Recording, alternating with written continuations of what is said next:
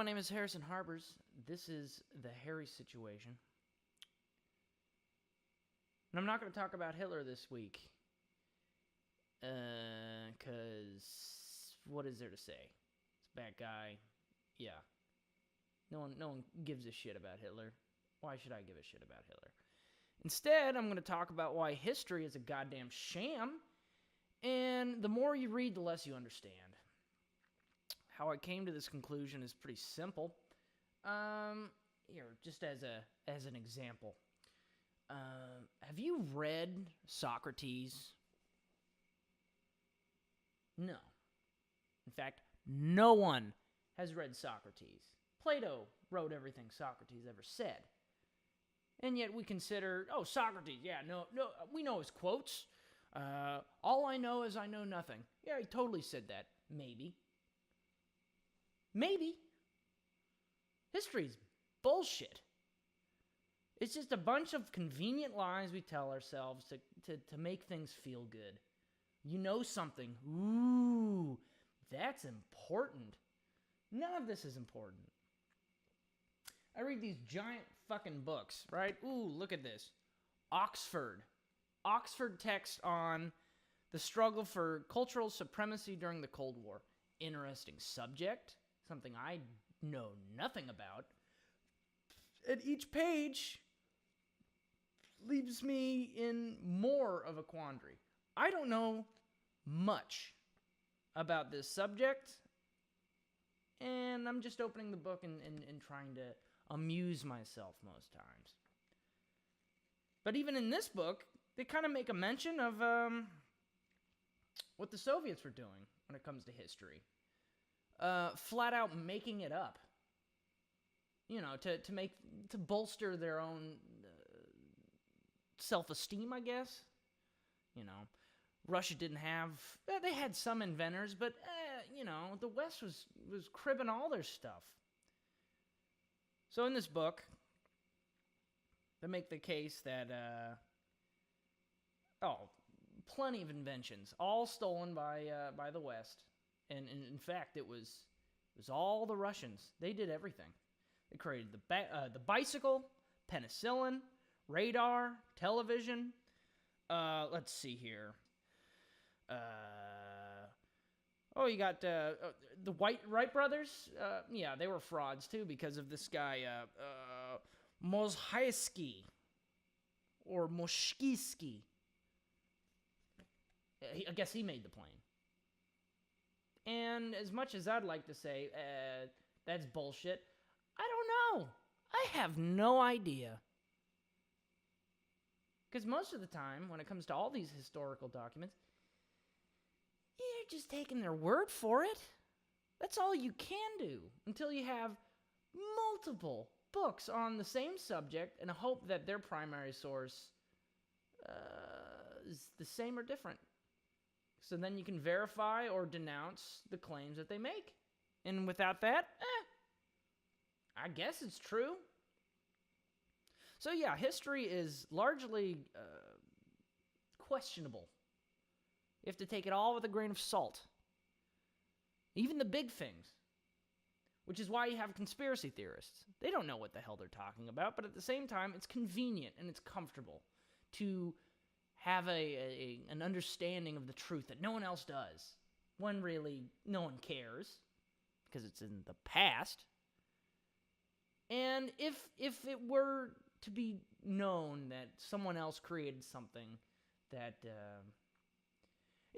were it to be known that an inventor that we all know, Edison had this one idea, but really it was this other guy, what difference does it make? Why is that important? And so there's all these, especially when it comes to film, who created film? There's 5 different inventors, all from different countries. You know, you have, Muybridge, Edward Muybridge, he created film. Oh, no, because then you could also look at, what the hell, the daguerreotype. He was also experimenting. Then you also have the guy, what the hell's his name? Purkinje. He was also working with the same goddamn shit, all at the same time. And so the authorship of ideas, of inventions, it's nebulous. It means goddamn nothing. And yet people think they feel comforted by knowing when that could not even be the case. So yeah, bringing it back to Socrates, I only know I know nothing. That also seems kind of convenient, doesn't it? Well, you're not going to be able to understand everything, therefore what's the point in trying to understand anything? Well, it's just for convenience, it's for your own good. I think that's one of the reasons I like history. History is a big tapestry of lies, nonsense. It's a big tapestry of nonsense, a little truth, and sometimes it's truth that you can always manipulate the truth. But yeah, we wrap ourselves up in that in order to forget what's happening today. Or we'll say, if I understand the past, I understand the future. That's bullshit. That never works out. Those who fail history are doomed to repeat it, right? Or that quote. You don't have to know shit. There are times in which historians decide, you know what I'm going to do? I'm going to get into politics because I know what happened to the other places. And so you get, I think I read Edward Gibbons, the guy who made the Rise and Fall of Rome. Yeah, he tried to be a politician. He fucking sucked at it. His history got him nowhere. So yeah, knowing what happened, 200, 400, 600 years ago, it doesn't matter. It's pointless. But it is fun. I mean, that's all I can take it as. It's entertaining. It's entertaining to read. I like reading this book, mainly because it tells a fun little story.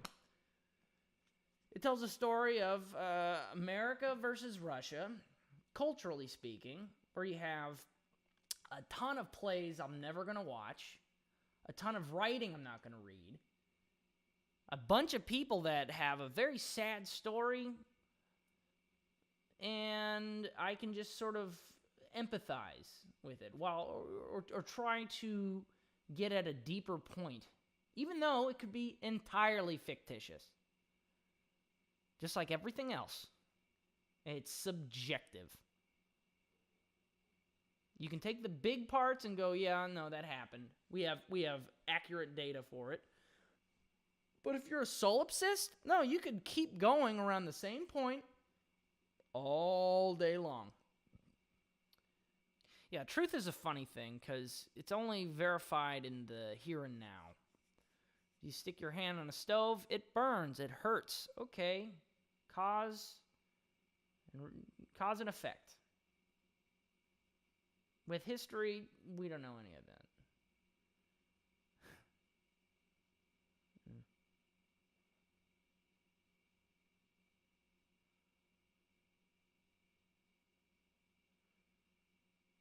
And it's also pretty funny how stupid we are today. We have the internet at our fingertips, and yet we retain almost none of it.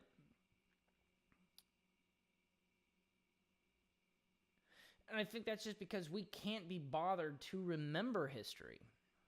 In conclusion, history is stupid. The past doesn't mean much. The facts are, whatever you want. Historians have been lied to many a time. And we like to create our own little narratives. If you read a history book from Japan, they're going to say a whole different story than Americans talking about World War II. The Brits are going to talk a little bit differently about India than the Indians do. Because it's all manipulation. It's not real. If you want something real, you have to read numerous sources. It takes a lot of your time. And ultimately, you come to the conclusion that people are kind of jerks. They do stupid things, and then they justify their actions because why the hell not? Why not make yourself into the good guy? Because it sure as hell is not as fun to say you're the bad guy. Unless, of course, that's your... that also works. Like, if you were against America, there's a lot to be said about how America is a piece of shit. Because sometimes, yeah, America did not do the right thing in a few different places.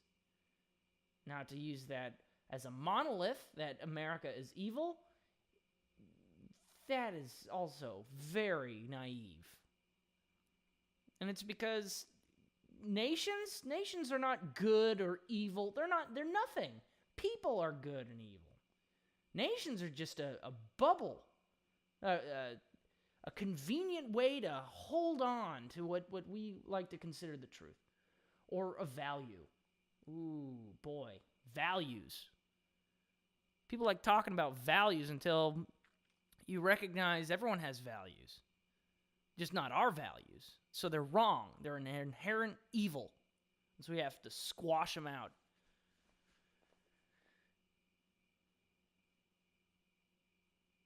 It's funny, like, America was started by some pretty interesting people. A lot of smugglers. We smuggled a lot. John Hancock, he smuggled. That was his job. But now we don't talk about his smuggling because he's a founding father and he has the big signature. So that makes him really important, and everything that he did wrong in his life, we forgive. George Washington started the French-Indian War. Personally. Inadvertently, yes, but personally, he did. He wrote a letter and he said, "I'm fucking sorry. Oh my God, what did I do?" We forget about that. Throw it in the trash. He was just the funny guy with wooden teeth who didn't want us to create political parties. It was real sad when things started going away. Away from the founding. We don't talk about how he was bled to death.